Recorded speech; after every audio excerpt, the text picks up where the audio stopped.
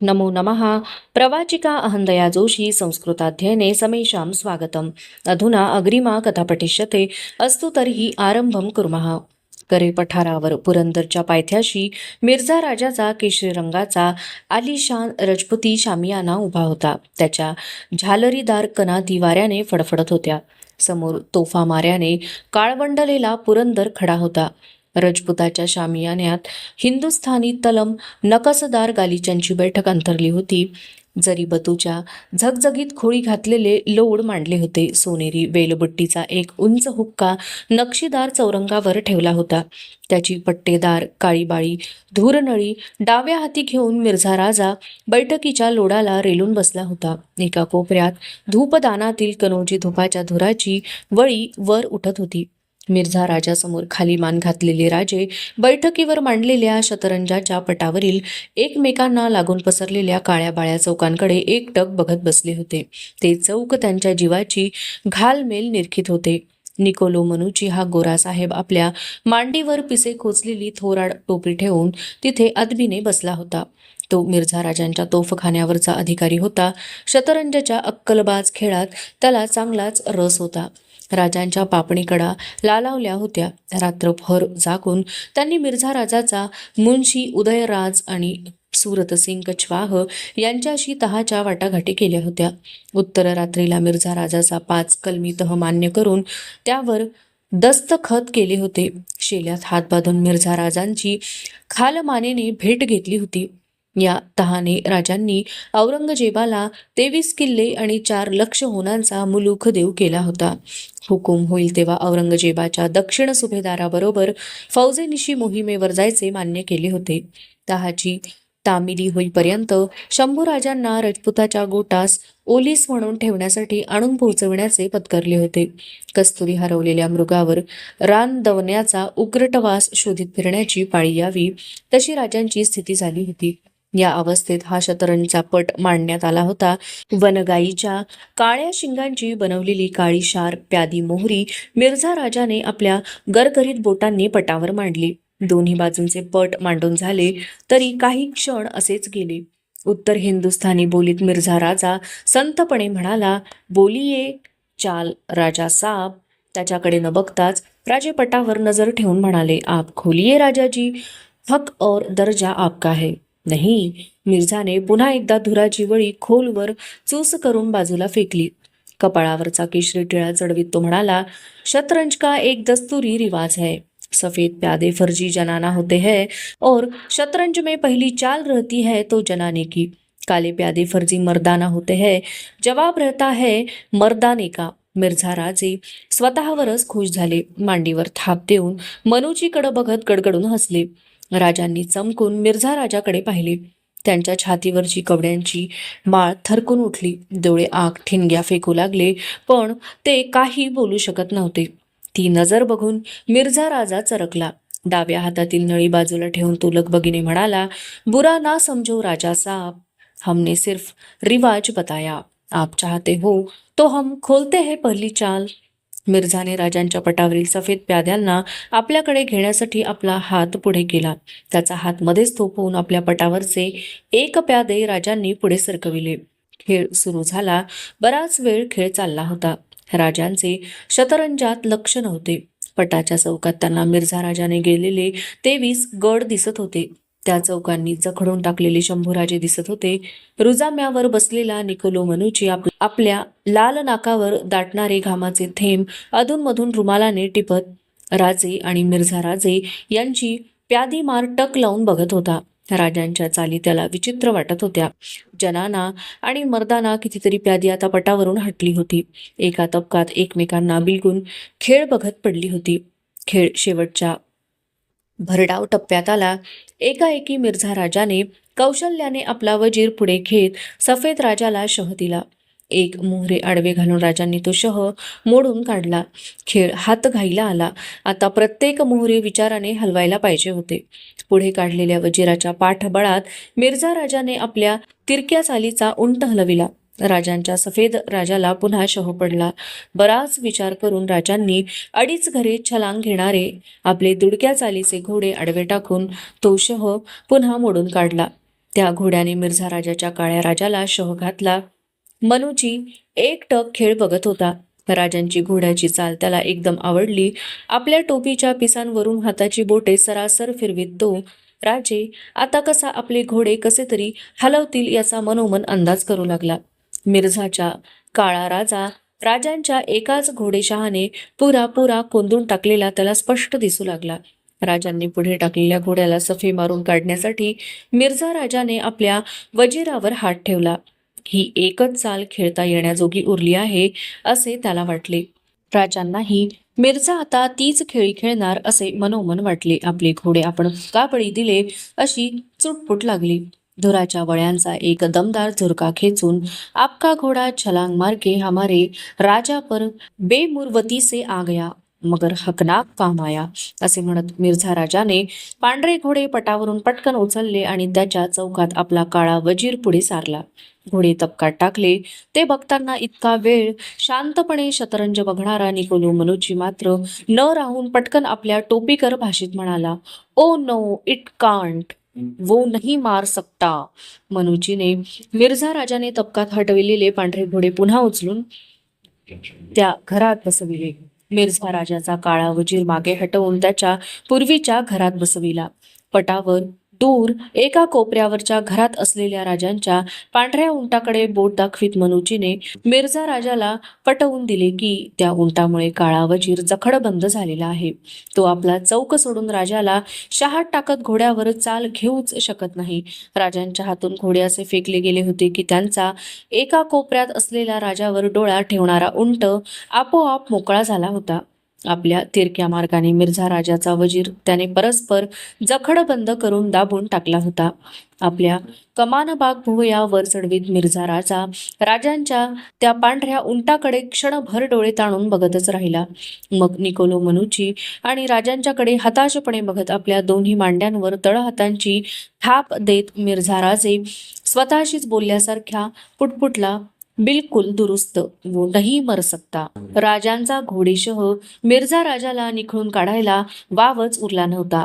हार मान्य करून त्यासाठी आपल्या काळ्या प्याद्यांचे तबक पालथे घालीत मिर्झा म्हणाला, फतह आपकी हुई राजा साहब, हमने शिकस्त ली.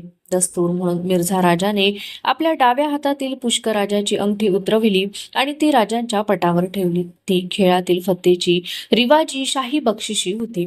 लगबगीने ती उचलून पुन्हा मिर्झा राजाच्या हातात ठेवीत राजे म्हणाले, हम हार जीत मामूली मानते हैं राजाजी, इजाजत हो तो मन की एक बात खोल देना चाहते हैं. हाँ जरूर. मिर्झा राजाला राजे काय बोलणार याचा काहीच अंदाज येईना. त्याच्या कपाळावरचा केशरी टिळा नकळत आक्रसला. तबकातील आणि पटावरच्या पांढऱ्या सफेद प्याद्यांकडे राजांनी क्षणभर नजर दिली. ते रंगसतेचे उजळपण बघताना त्यांना आपल्या मासाहेबांची आठवण झाली. क्षणात मिर्झा राजावर विट्यागत नजर रोखून त्यांच्या डोळ्यात आपल्या बाकदार नाकाचा शेंडा खोल खोल ऋत्वीत नागफण्यागत ताठ मान ठेवून राजे शांतपणे म्हणाले, राजाजी, मर्दाना कितना भी बडा हो, जन्म लेता है जनाने की कोख में. आणि ते ऐकताना मिर्झा राजाच्या तोंडातली धुराची वळी घशात अडकली आणि हातातील हुक्का नळी त्याला नकळत घरंगळून बैठकीवर आडवी झाली. मिर्झा राजाच्या आग्रहावरून राजांनी पठाण दिलेर खानाची भेट घेतली. पुरंदरच्या आपल्या किल्लेदाराला गड खाली करून देण्याचा सांगावा धाडून राजे राजपुताच्या गोटातून यायला निघाले. मागचा पुढचा दोन्ही पायखूर पायबंदांनी जखडून टाकलेले घोडे एकटेच हिरव्या कुरणातून रखडत चालावे तशी गत राजपुताच्या गोटात राजांची झाली होती. दुरून बघणाऱ्याला ते घोडे उमदे वाटते, भरारीचे वाटते, पण रखडत रखडत चालताना त्याच्या शेपटीची होणारी चुळबुळ त्यालाच माहीत असते. मिर्झा राजाने राजांच्या बरोबर पाठवायची आपली माणसे अगोदरच निवडून ठेवली होती. त्यातील 2 असामी खाशा होत्या. एक खुद्द त्याचाच मुलगा कुंवर किरतसिंग आणि दुसरा उग्रसेन कछवाह. किरतसिंग राजांच्या संगतीने जातीनिशी जाऊन कोंढाण्याचा कब्जा घेणार होता आणि उग्रसेन कछवाह राजांच्या बरोबर थेट राजगडापर्यंत येऊन संभाजी राजांना ताब्यात घेऊन परतणार होता.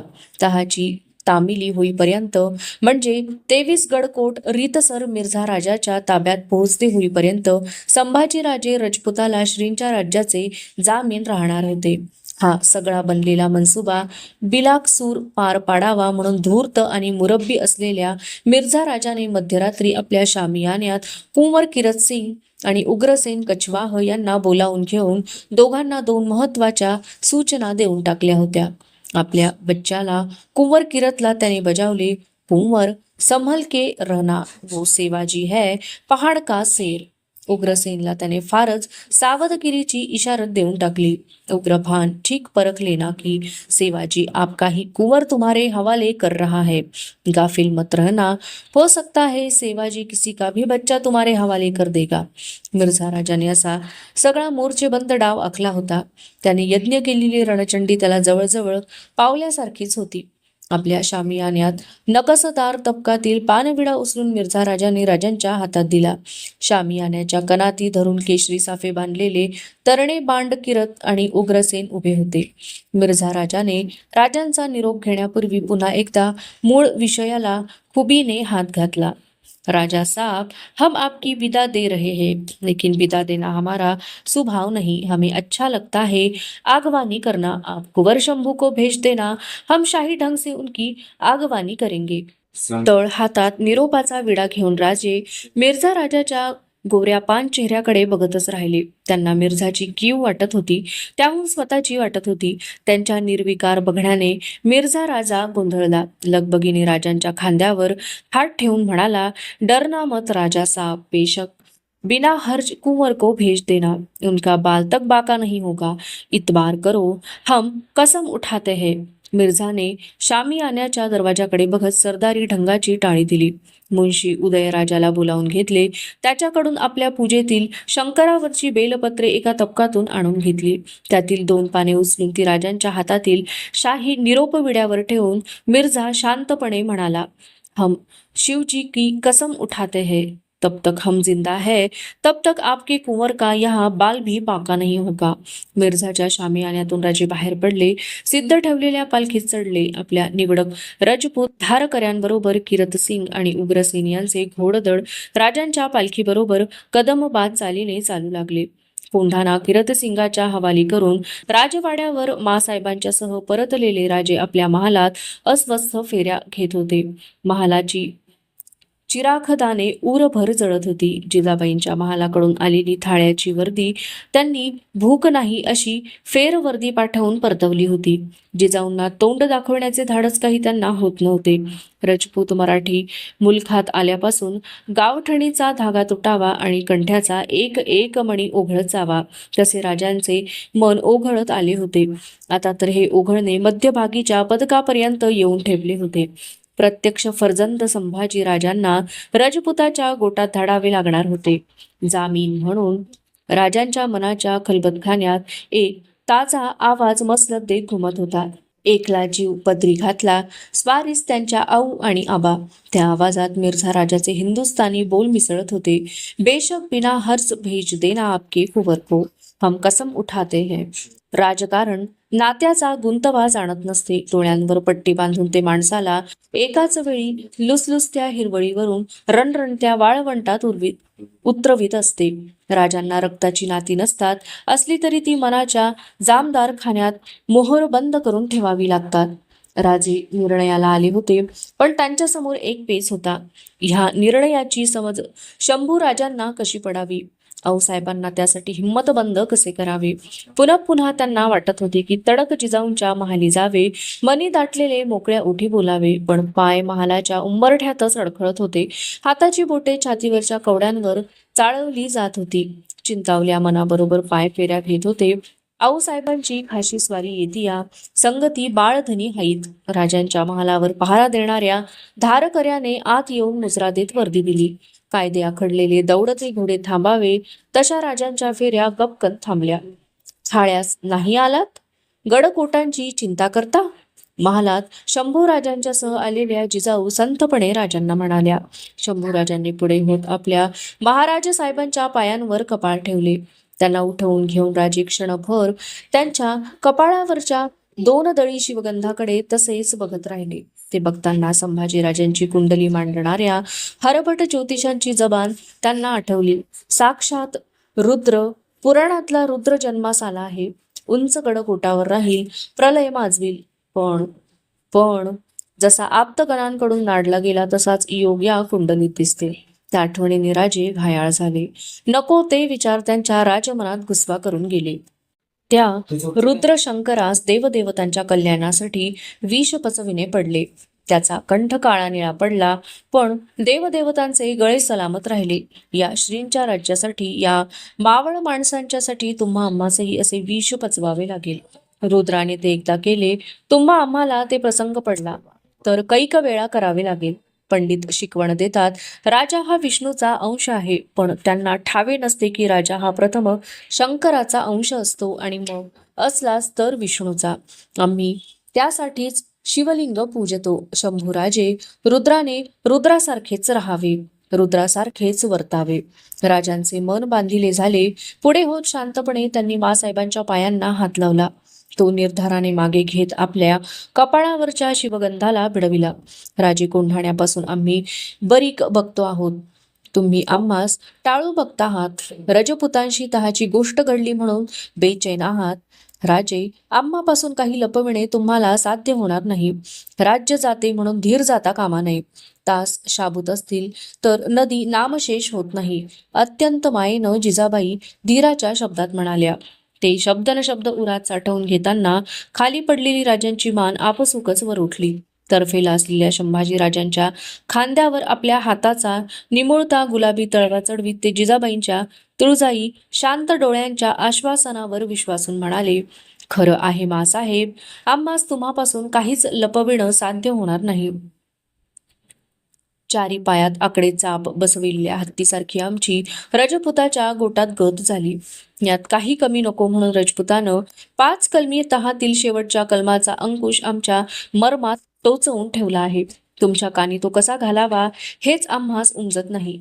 क्षणभर राजांनी संभाजी राजांच्यावर आपली नजर खेळविली. त्यांच्या खांद्यावरचा राजांचा हात नकळत त्यांच्या पाठीवर आला. काहीतरी बोलावे तसा उगाच फिरत राहिला. कसला अंकुश राजे, साफ साफ बोला. जिजाबाईंचे डोळे राजांच्या सर्वांगाभोवती तटबंदी बांधित फिरले. मन शंकेखोर झाले. बगलेला असलेल्या संभाजी राजांना आपल्या आणि मासाहेबांच्या मध्ये घेत त्यांना पोटाजवळ बिलगवून राजे घोगरट आवाजात म्हणाले, रजपुताच्या तहाची तामिली होईपर्यंत, 23 गडकोट त्याच्या हवाली होईपर्यंत आम्हाला बाळराजांना त्याच्या गोटात धाडावं लागणार, ओलीस म्हणून. राजांची नजर जिजाऊंच्या मुद्रेवरून घसरली आणि त्यांच्या पायांवर येऊन स्थिरावली. राजे, थरारलेल्या जिजाऊ राजांच्या बाकदार नाकाकडे बघत जवळजवळ किंचाळल्याच. काय काय बोलतायत हे हे हे कलम तुम्ही मान्य करून आलात? फर्जंद म्हणून ही तुमची एकुलती एक निशाणी हातात आहे हे विसरलात? तुमच्या इतबारासाठी रजपुताला ओलीसच पाहिजे होता, तर मग त्यासाठी आम्ही काय कमी होतो? नाहीतरी कपाळ फुटलं म्हणून चितेवर चढायला निघालेल्या आम्ही राजपुताचा ओलीस म्हणून पालखीत चढलो असतो. त्या बोलांनी गडबडून गेलेले राजे व्याकुळत्या नजरेने मासाहेबांच्याकडे बघत लगबगीने म्हणाले, गैरसमज होतो आहे मासाहेब. ही अट मिर्झा राजांनी घातली. आम्हाला ती मान्य करण्याशिवाय इलाज उरला नव्हता. तेच आम्हाला पुढे चालवून तुम्हाला ती बाजूला काढता आली असती. राज्याची स्वप्न पुढच्या पिढ्यात बघायची असतात. त्यासाठी टाकावी लागलीच तर जुनी पिढी खर्ची टाकायची असते. उद्या मिर्झाच्या तळात बाळराजांचं काही बरं वाईट झालं तर आम्ही कुणाच्या तोंडाकडे बघावं? उद्या आमचा म्हातारा श्वास सरला तर स्वर्गीय आमच्या सुनबाईंना काय जाप द्यावा? जिजाबाई राजांच्यावर रोखलेली नजर जरा सुद्धा ढळवायला तयार नव्हत्या. मासाहेब, धीर सोडू नये. मिर्झा राजानं बेल उचलून शपथ घेतली आहे. बाळराजांच्या केसाला सुद्धा धक्का लागणार नाही. रजपुताच्या गोटात मिर्झा जबानीचा सच्चा आहे. दगाच करायचा असता तर आम्ही त्याच्या भेटीला बेहत्यार गेलो तेव्हा त्यांना आम्हालाच ते केला असता. सगळीच माणसं हरामी नसतात मासाहेब. मासाहेबांची अदब राखून राजे त्यांना आपली राजकीय चाल समजावून देण्याची कोशिश करत होते. पण संभाजीराजे ही जिजाऊंच्या सोशिक स्त्री मनाची नाजूक नातेबंधाची जिवाळी होती. खूप बघितलेल्या आणि भोगलेल्या जिजाऊंचा संभाजीराजे हा ठेवणीतला खास दागिना होता. शेलका साज होता. गळ्यातल्या तुटल्या मंगळसूत्राचा आघात त्यांनी कष्टाने बचविला होता. स्वारी शिकारींच्या घाई गर्दीसाठी, आई भवानीचे श्रींचे राज्य उभे करण्यासाठी त्यांनी आपल्या हातांनी राजांना मावळाच्या दऱ्यादरडीत फेकले होते. त्यांच्यातील कुलस्त्रीचे काळीज शंभूराजे हा भोसले कुळीचा रक्तपोत पत्राखाली जपू बघत होते. म्हणूनच जे त्या राजांच्या बाबतीत निर्धाराने करीत आल्या होत्या ते संभाजी राजांच्या बाबतीत करताना मात्र थरकून उठत होत्या. स्त्रीला पुत्र असतो त्याहून कितीतरी जवळचा नातू वाटतो. शत्रूचा भरोसा देतायत राजे, पण आम्हास कड निघत नाही. चला बाळराजे असे म्हणत जिजाबाई महालाबाहेर जाण्यासाठी वळल्या. त्यांच्या पाठमोऱ्या मूर्तीला मुजरा करून राजे म्हणाले, बाळराजांना राहू द्या आमच्या महाली. मागे न बघता जिजाबाई म्हणाल्या, जशी तुमची इच्छा, आणि त्या आपल्या महालाच्या रोखाने तडक चालू लागल्या. अवशिष्टा कथा अग्रिमे भागे पठिष्यते. अस्तु तर्हि पुनर्मिलामः. तावन् मंगलं भूयात्, शुभं भूयात्. नमो नमः. धन्यवादः.